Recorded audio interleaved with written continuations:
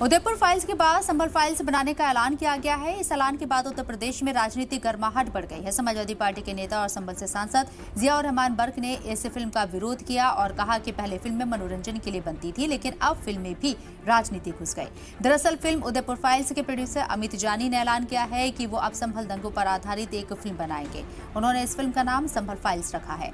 इस ऐलान के बाद संभल के सांसद जियाउर रहमान ने फिल्म प्रोड्यूसर अमित जानी पर वो भड़क गए। सांसद जियाउर रहमान ने कहा है कि इस तरह की फिल्मों के जरिए समाज को धार्मिक आधार पर बांटने की कोशिश की जा रही है। सांसद जियाउर रहमान ने फिल्म प्रोड्यूसर अमित जानी को चुनौती देते हुए कहा कि उनमें अगर दम है तो संभल की सच्चाई पर फिल्म बनाकर दिखाएं।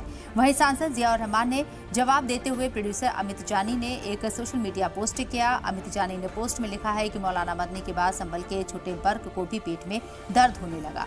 अमित जानी ने आगे लिखा कि सुनो, अगले महीने हम संभल में ही शूटिंग करेंगे। उन्होंने आगे लिखा कि इस फिल्म में संभल और तुम्हारे अब्बा का पूरा सच दिखाएंगे।